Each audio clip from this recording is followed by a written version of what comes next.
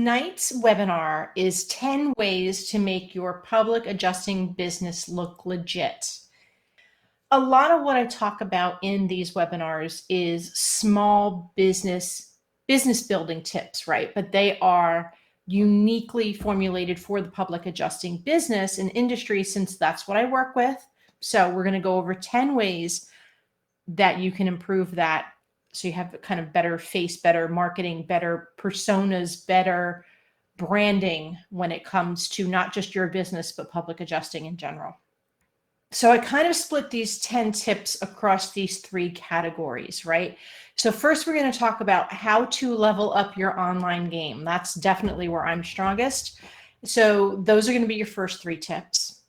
Next is how to project a professional image. You've got 3 tips there.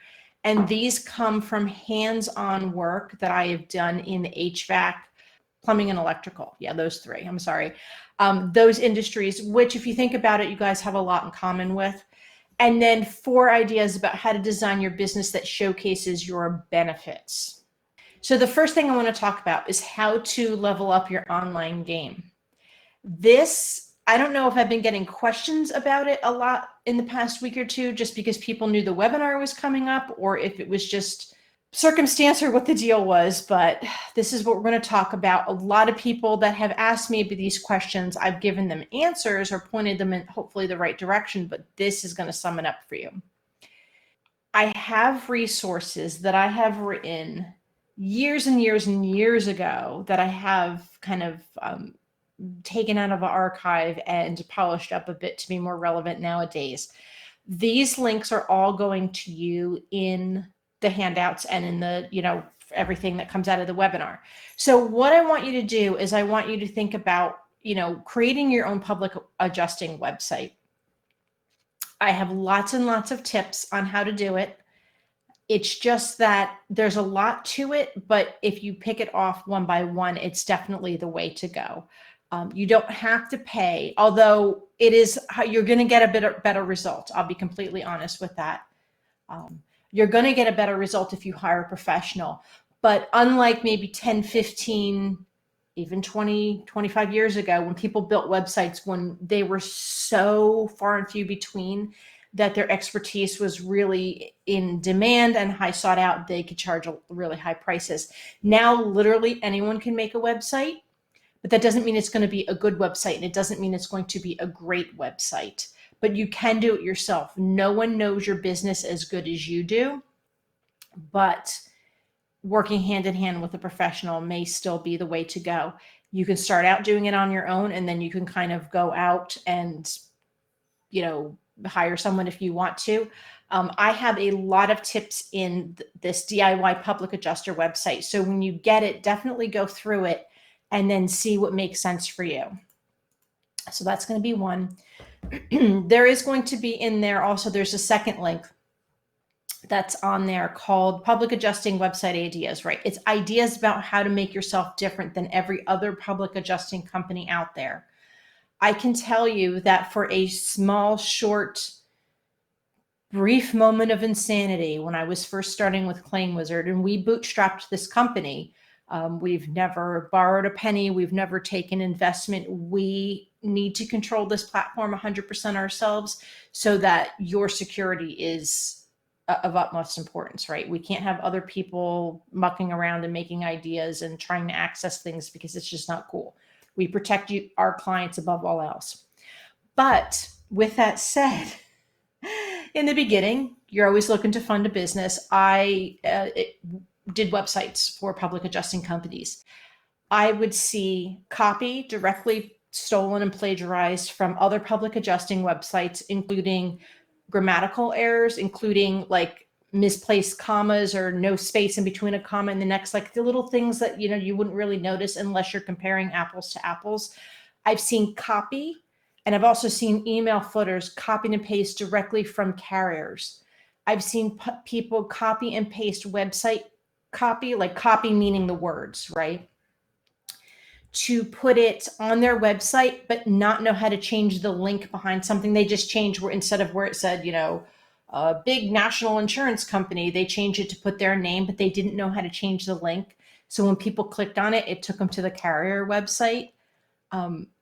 Lots of things. If I see when disaster strikes on a public adjusting website again, not that I drink during work, but I'm going to ring a bell or something because it is so common. That trope is overdone. I'm sure somebody started with it a long time ago. Everybody's copied it. I've also seen, you're in better hands, which is kind of a riff off of, I don't even know what carrier at this point. I don't really pay attention to them all that much. You've got to do a little bit of work in it. Public adjusters as an industry have a difficult time anyway, having the general public understand what you are, what your benefits are, and why they should hire you. If you were to walk into a local grocery store or Target or Walmart and just survey people on the street and say, what's a public adjuster? I'm pretty sure 2 out of 100 would have even heard of you before.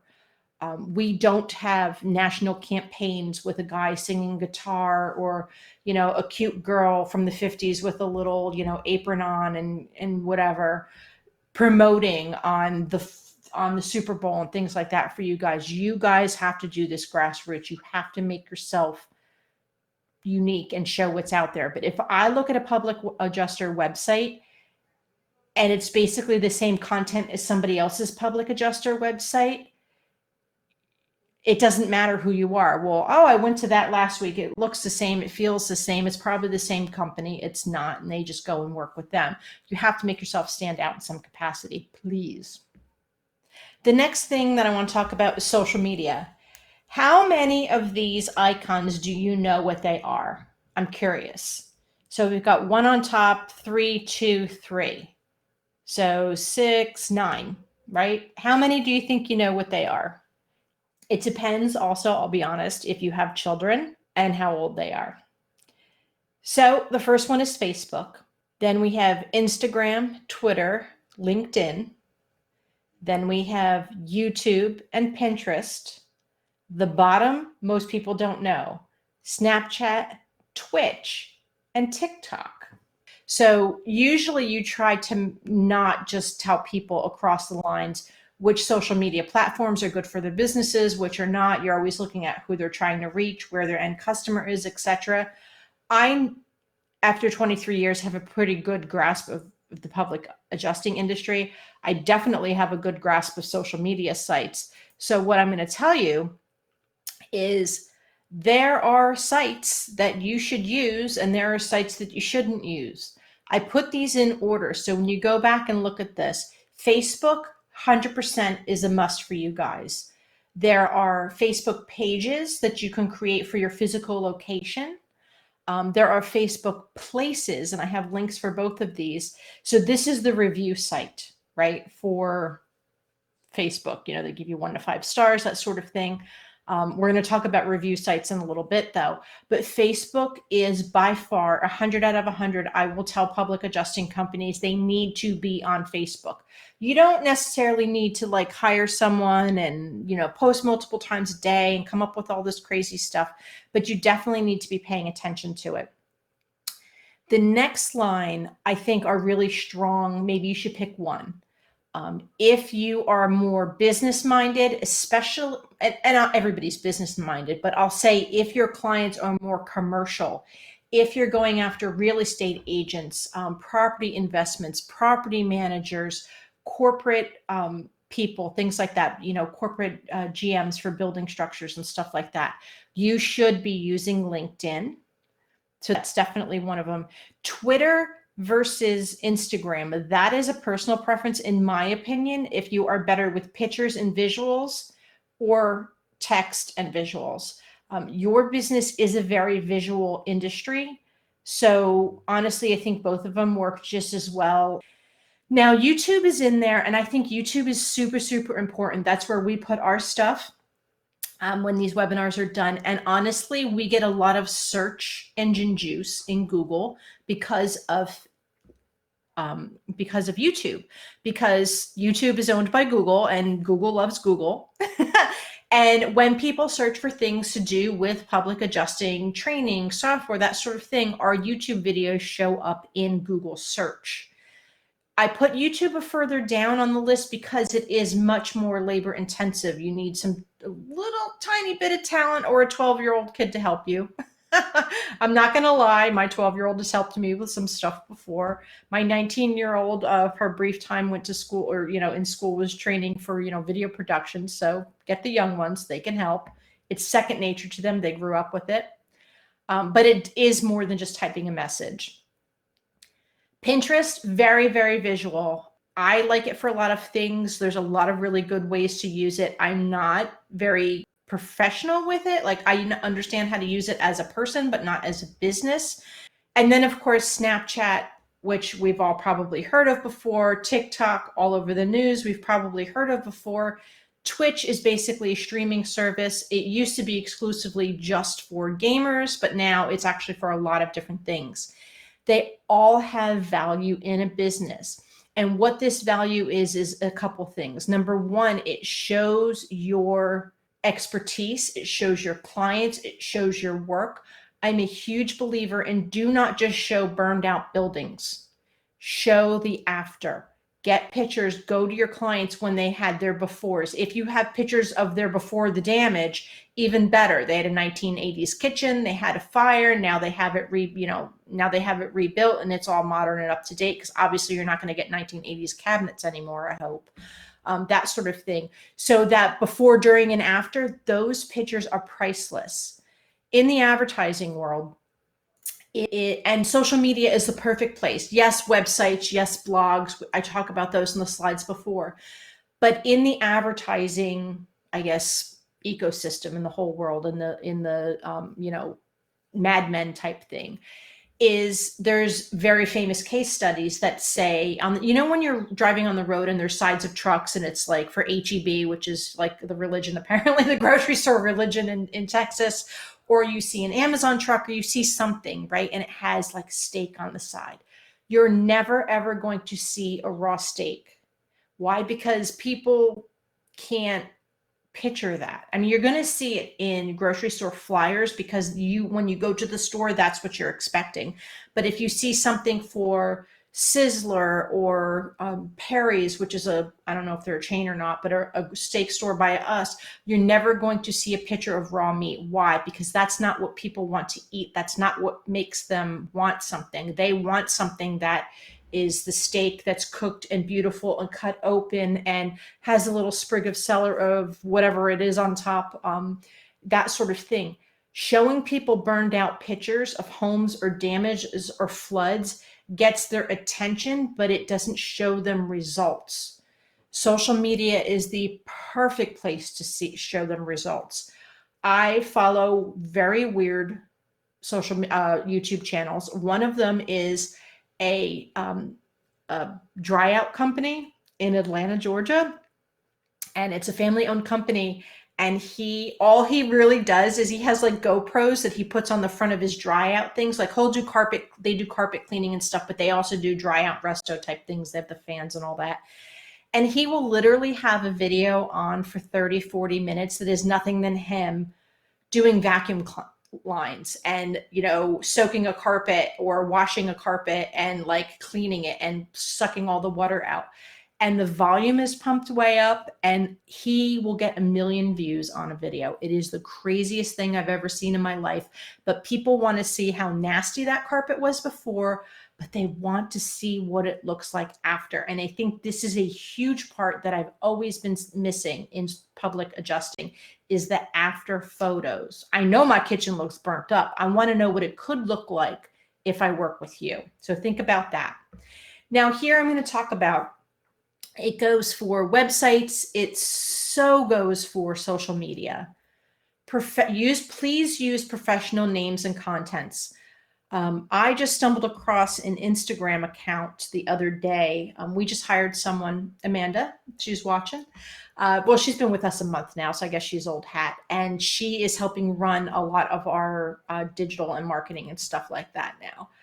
And I came across an account that followed ClaimWizard that I thought it was not a public adjuster. The woman is drop dead gorgeous. She's in bathing suits all the time. She You know, she has like makeup tutorials. She's stunning, but nothing on her feed says anything about public adjusting except for her profile. She profiles herself, you know, whatever she does for a living, and maybe she's in real estate or something, and she's a public adjuster. But nothing in her content says anything about public adjusting. So when I looked at it, I was like, oh, this is interesting. She's gorgeous, but I don't know if I want to hire her to help me restore my home and get money from the insurance company, kind of thing. Make sure your name, so no Hoochie Mama 69, like none of that. Make sure it's professional. Could just be your name. I don't care. You don't have to have company name. I don't care about any of that, but it has to be professional. Please separate out your personal and your professional life. You can do hella anything on your personal account, but please keep it separate than your professional account. And with that said, I will say no political content. And this may really irk people, but if your entire professional site is filled up with one side or the other side, I hate that we're sides, I like purple, let's just say that, will be repelled to you and you won't get that. So unless you are a political entity, which none of you are, please keep politics off. Religion is another thing, but I'll say yes and no. Let's just put it at that. I think it's fine. I think it's, if you get on a soapbox with it, it's difficult, but you want to send love and prayers out to someone, you want to pray for people and put it on your site. Absolutely. That is part of who you are. I absolutely believe you should do it. Politics is a different story just because of the way that our world is and the way that our country is right now. It is extremely polarizing for professionals to do that.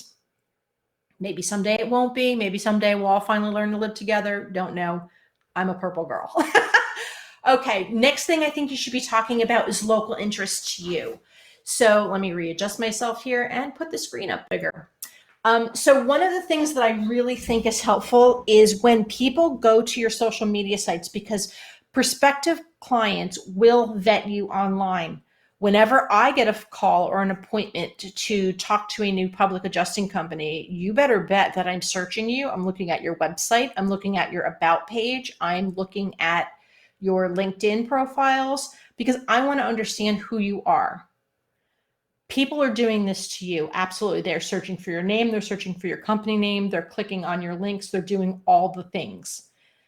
If I see that you are involved in the community where we all live and send our kids, you sponsor the baseball team, or you're the team dad, you know, who brings a Gatorade back when the world wasn't on fire and all those things, I want to know that you're involved in our community. Do you see how many Allstate agents sponsor the high school baseball teams, or you know, get shirts for their daughter's softball teams? I'm not saying you have to do all that stuff, but if you look at how involved carriers are, I couldn't drive into my daughter's high school without seeing 4 or 5 brokers, insurance brokers, at least, with their plaques up on the outside of the baseball field, you know, along the fence, every single time I drove into her high school.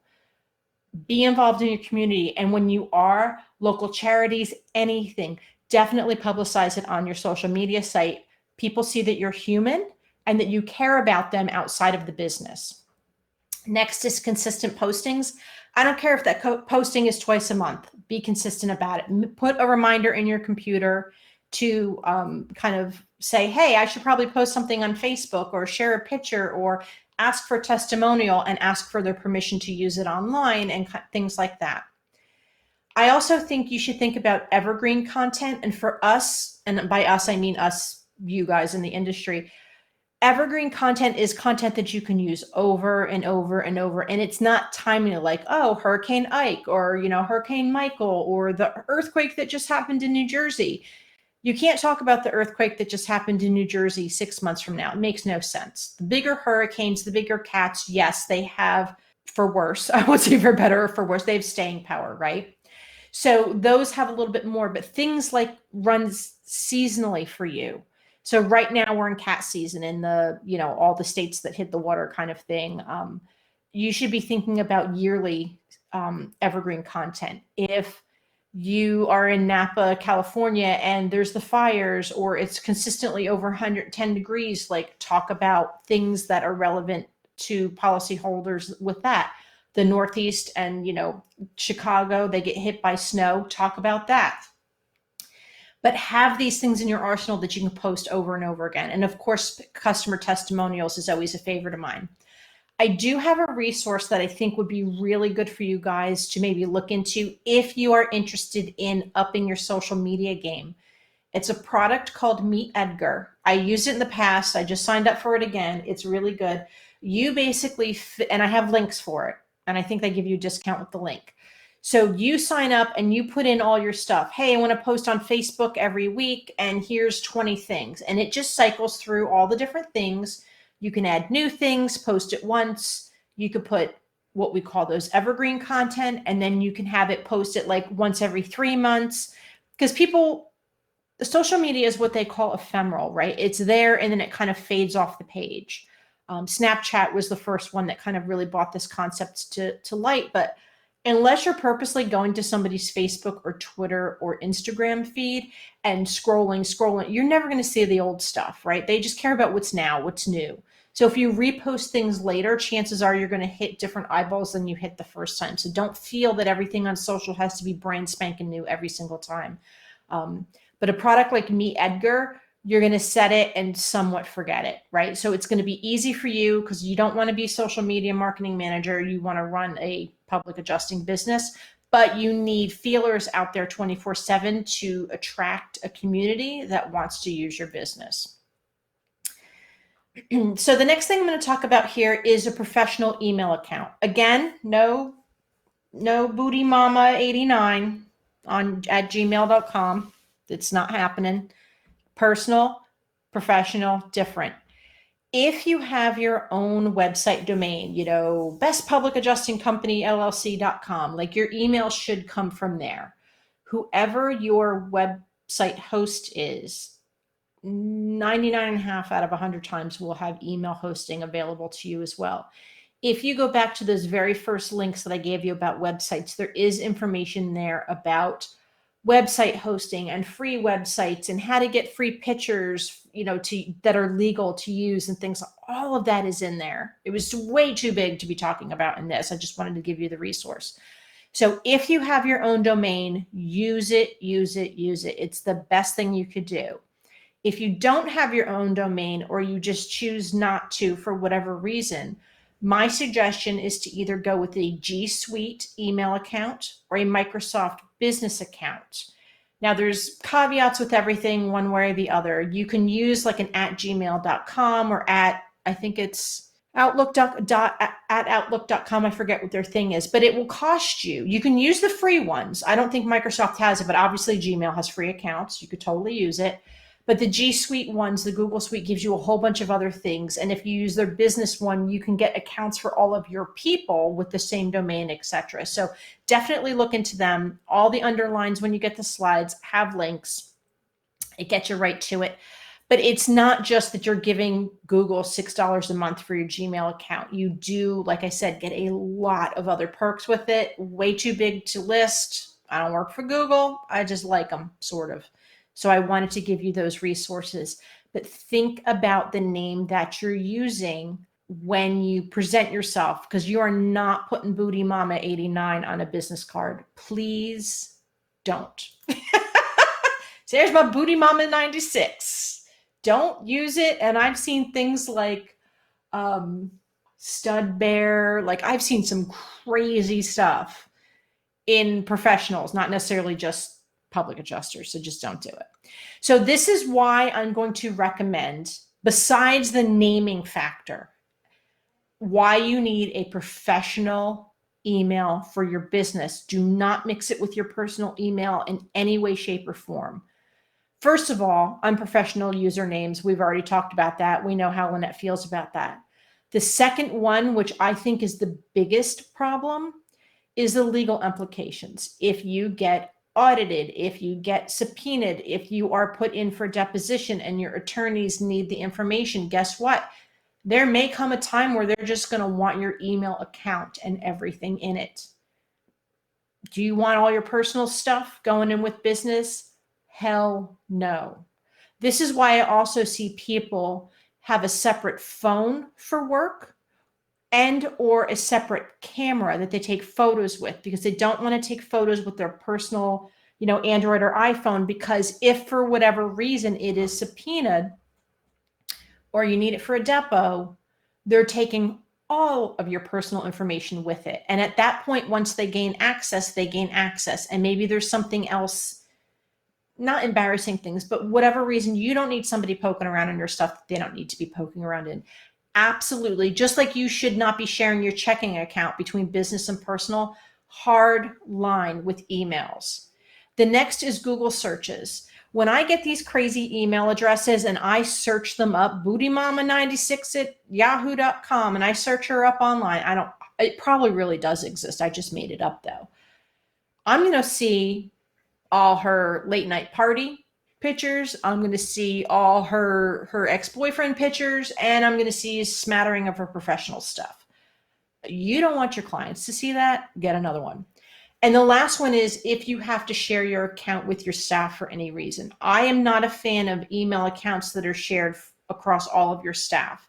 You can have an email account that maybe is claims at your company, or claims your company name at gmail.com. Like, even if you want to do the free route, which is totally cool. Or, claims processor 01 at claims processor 02 at, I think your adjusters and such should have regular email addresses. But I'm not a fan of multiple people using one inbox, because there's a million reasons why this can go wrong. They can impersonate someone else. They can manipulate information. They could pass blame on things. If something comes to light that was done incorrectly, you really have no reliable way of knowing who did it. That to me is honestly a hard no. Email accounts are free or very cheap. Use them. Okay. So then we're going to talk about, so first we talked about websites, then we talked about social. Now we're going to talk about online reviews. These are the places that it is the most important for you as a public adjusting company to be aware of. Right? Even with social media, I'm not saying you have to use all those sites, but at least get an idea. Now, the bottom three, I'll be honest, the Snapchat, Twitch, and TikTok. Personal, you be you, boo. That's what I say. But professionally, chances are your name's not going to be out there. Facebook, Twitter, Instagram, you should absolutely be searching for your company name or your professional name, or your own name, things like that, to see if people are talking about you that you don't know about.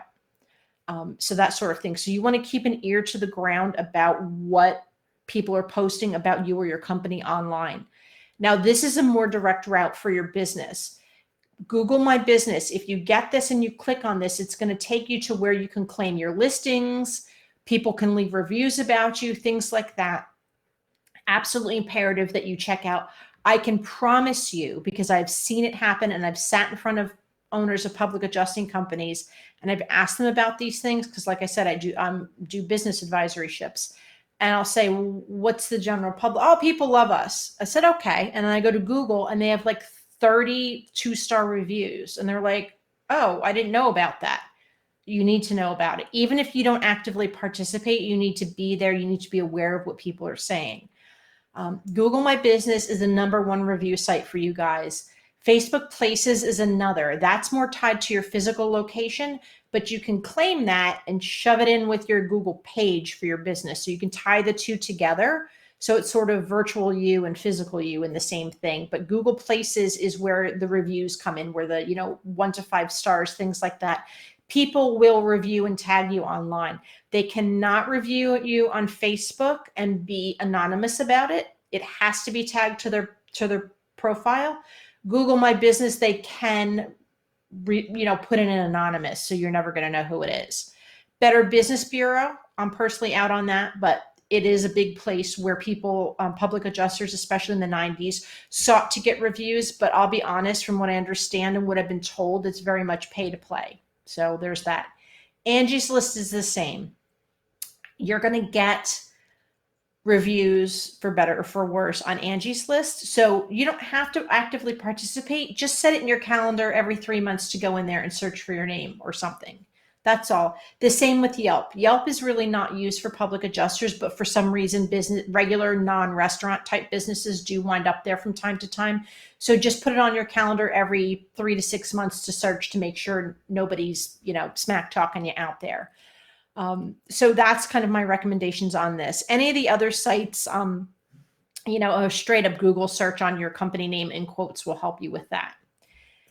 One of the things there's 3 things here is the review websites is remember to at least add or claim your listing. So chances are your listing for your company is out there anyway. Claim it. Doesn't mean you have to do anything with it, but you should at least own it. Businesses, you guys should be asking your customers for reviews. I personally like to push them to Google My Business and Facebook places. It just depends on what you're more comfortable with. Honestly, if people are going to Google, what is a public adjuster? Public adjusters near me. Google My Business results will float to the top way before Facebook. And people are searching Google for public adjusters. They are not searching Facebook for public adjusters. Facebook is referrals. Google is search. So Facebook is where people are going to say, hey, I used a public adjuster and here's their company page. That's what that's going to be. Google My Business is them outreaching and looking for you. So pushing your customers to Google My Business to leave 5-star reviews. And don't say, hey, can you leave me a review? Hey, can you leave me a 5-star review with, your experiences, etc. Ask them for that. It's going to be the best. And then customers will be more receptive to leaving reviews on sites that they know that you're looking at. And this may seem a little like gray hattish kind of thing, but if they know you're looking, they're going to want to put something nice out there. But there is a webinar, and I have linked it in our notes, that basically teaches you how to ask your clients for a review. It is Net Promoter Score. Net Promoter Score is 0 to 10. If someone rates you a 9 or a 10, you say, here's my Google business link. Please go give me 5 stars there.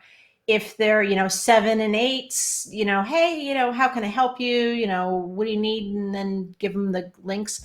Anything else, if they're angry, if they're disgruntled, you never, ever send them directly to an online review site because they will trash you out there and there's nothing you can do about it. Even Yelp used to be pay to play kind of thing. It's not so much anymore. You get a bad review online, you better get some good ones to bury it. That's kind of what I got to say about that. Projecting a professional image. This is where I did a lot of work with HVAC companies, helping a friend of mine out with an agency who catered, a marketing agency and website. Yeah, he ran a HubSpot business. And he specifically worked with HVAC guys and electricians and plumbers just as a wayside. And we went in there and we helped with a lot of little things that you don't think make a difference that really do. So the first thing that I want to talk about here is what you look like. When I see y'all at conferences, y'all look good. You got like khakis on or jeans and work boots. I know you're climbing around in floods and fires and mold and all kinds of garbage, but you still have logo wear on, and that's what I like. Car magnets, flyers, logo wear, these are the things we're going to talk about. So I know the slide isn't that pretty, but a lot of it's clickable. So these are my favorite places, and I've gotten a lot of marketing professional marketing materials in the past.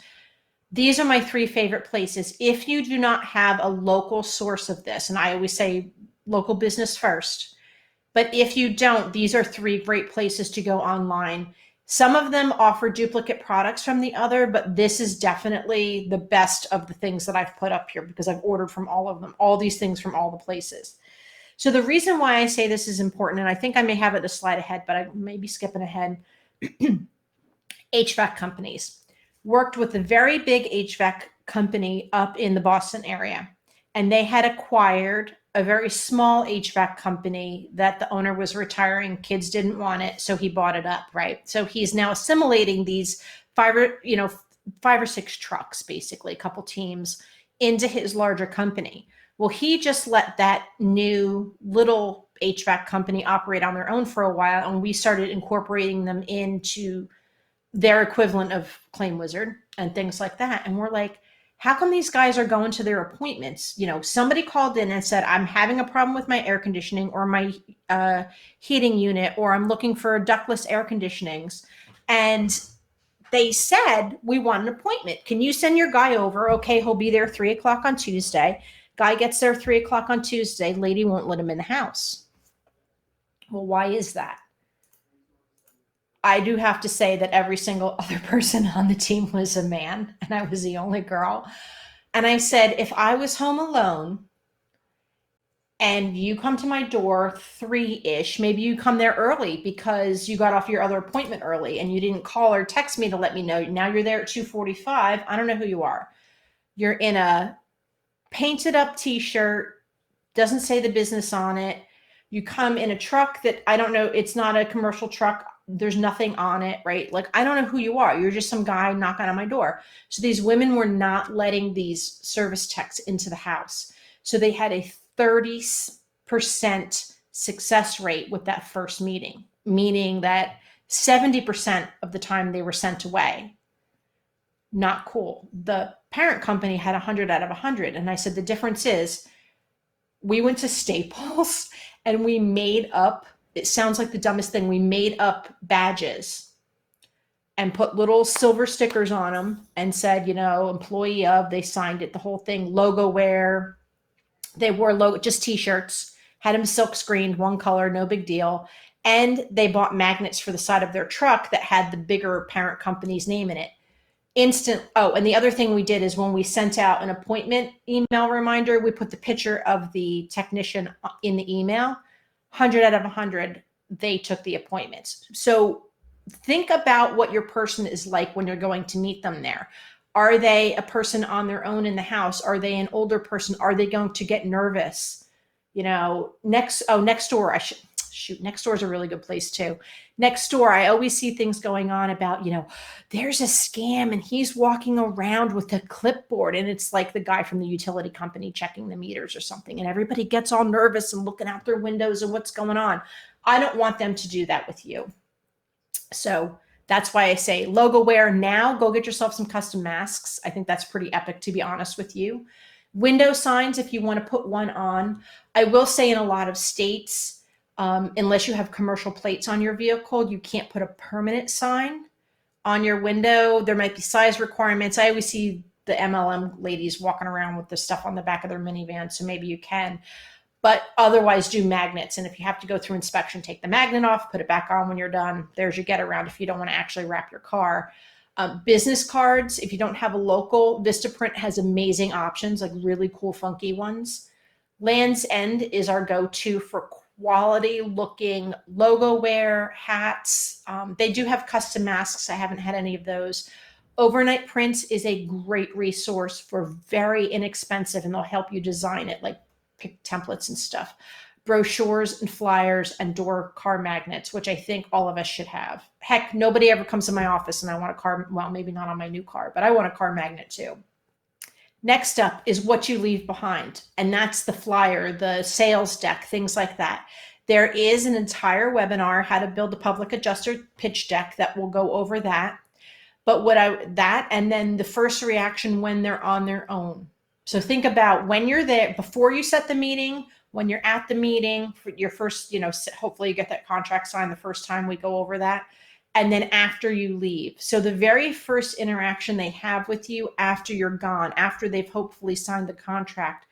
If you go away for a week or two because there's a cat going on and you're chasing claims, they're not going to feel very secure in their decision to go with you. So their first interaction with you after they're on their own should be this welcome letter and process explanation, how you do the business, how you're going to work the claim.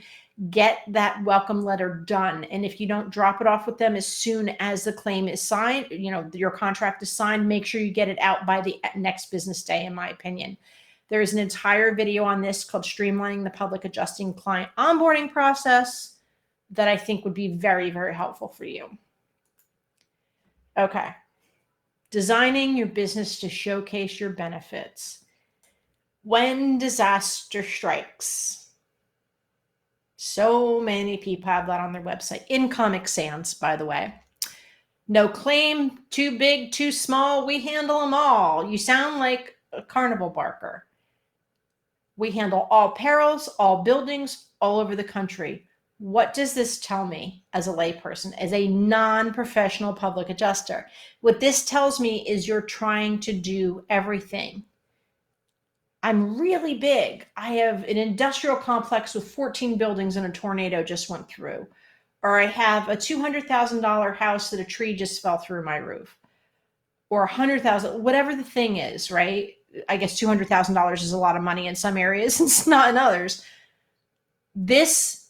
None of this looks like me. Whatever me is as a policyholder, none of this looks like me. I want you to niche down. So one of the phrases that I've always said, I didn't want to write it on here, the riches are in the niches, bitches. I'll be honest, that I would say that constantly, right? Outside of the public adjusting arena. So the riches are in the niches. So I know you may handle more than one or two or a dozen type of things, but you have to talk to people as if whatever their issue is the most important issue that you've ever dealt with and you built your business around it. And I'm not saying lie, but things like if you know how to handle asbestos. I grew up in the town where asbestos was practically born, Johns Manville. If that's a thing for you, if the buildings in your area have a lot of asbestos and you understand how to get that done or how to get that covered, then that's what you talk about. You have a brochure that's just for that. If you're in one of the very popular areas for hail or windstorm or tornadoes or business interruption, especially now with like COVID and things like that, make a brochure that is specifically targeted to those things. So you may have like a regular brochure, and then maybe you have 2 or 3 other brochures that all you do is swap out the front picture and maybe a paragraph on the inside page, like the beginning part of the magazine, so to speak, on the left, that talks about business interruption or commercial claims that you handle. Maybe put some examples in there of like before and afters for money. Carrier offered this, we got them that kind of thing. Hurricanes, you definitely, if you specialize, hurricanes, people want to know, and they want you to leave them a brochure, and they want you to talk to them, have a special website on your page, have a special brochure you hand them that talk about the niche that they're in, the specific damage, the specific peril that they're encountering now. This is how they understand that you're not just like, hey, whatever your problem is, I can help you. Big, small, I don't care how big it is. Like, what do you got? You got like bleach on a carpet? I can help you. 16 buildings got knocked down. Half of the town got burnt down with a fire. I can help you. Like, people know that you can't help with all those things. But if you talk to them and formulate things around the niches that they may need help with, that will connect you and be more professional and honestly make you look more legitimate. Attorneys do this all the time. Now I'm thinking about it, I have several cousins and a brother that are attorneys. I should have been an attorney, honestly. One specializes in helping the VA. Actually, my brother and his wife have now become attorneys in their 40s to help veterans specifically with health care issues. Like, that is about as niche as you can get, because my brother is a disabled vet, and that's where his heart was. He wanted to do that. I have a cousin who, hangs out in the drunk tank and, gets people out on DUIs and does whatever he does. I have another cousin that only does family law, wills and things like that. I have another that only deals with divorces. I have another, oh my gosh, I have a lot of attorneys in my family. I have another that only deals with adoptions. They specialize. I would never go to an adoption attorney to help me settle a claim on a house. Like, what are you even thinking? Think about niching down. Maybe I'll go to school in my 50s to become an attorney. I don't know. So here we go. Use specific words and language.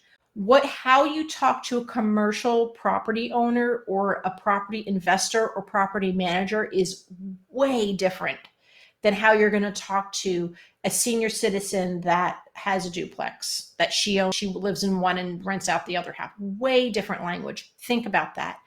Customize your brochures and your handouts for that. Same with your web pages. Same with your sales decks. Very important to niche out. You're going to want like a big catch-all for sure. I'll say with that. Even if your catch-all is commercial or your catch-all is residential or your catch-all is waterfront, you should still niche out if you can. And then how do you find your favorite claims? This is something that I get asked for more than multiple times a week, I'll be honest. Lynette, can you give me a data feed? Well, people ask me for crazy things. I'll be completely honest with you. Can you give me a data feed that whenever there's a weather event in my area, like I'm notified? And there are services you can sign up for that. And we've looked at that in the past. Florida alone, I think, had like 1,600 districts, which is just way too much for us. You know, you got to pay for each one and whatever. So, no, I think Miami was split into 50 areas. It's crazy. But if you knew exactly which areas were hit with bad weather, when, and you can be real picky about it. You can say, well, I only want commercial properties, or I only want residential homes, whatever your niche is. I only want them to be 7,500 square feet or bigger, right? Because then they may, you know, honestly, the bigger the building, the more substantial the damage, the more likely they are to have had damage in a weather event. You want a specific area. You want these sustained winds of greater than 60 miles or whatever, you know, the thresholds are going to be for, you know, Cat 3, Cat 4, whatever it's going to be that happened in the last month. That would be phenomenal. People ask me for that all the time. We are not data scientists. We cannot do it. I'm sure if that's what we started out doing 20 years ago, we'd be awesome at it, but we do claim management software. So I have a solution for y'all. Smart Collar. Stuart contacted me not too long ago. They are a new up and coming company. They have done this data science collection in many other industries, and now they want to help public adjusters. They are not expensive in any way, shape, or form. You can give him a call. You're going to have all this. Give him an email, customercare@smartcollar.us.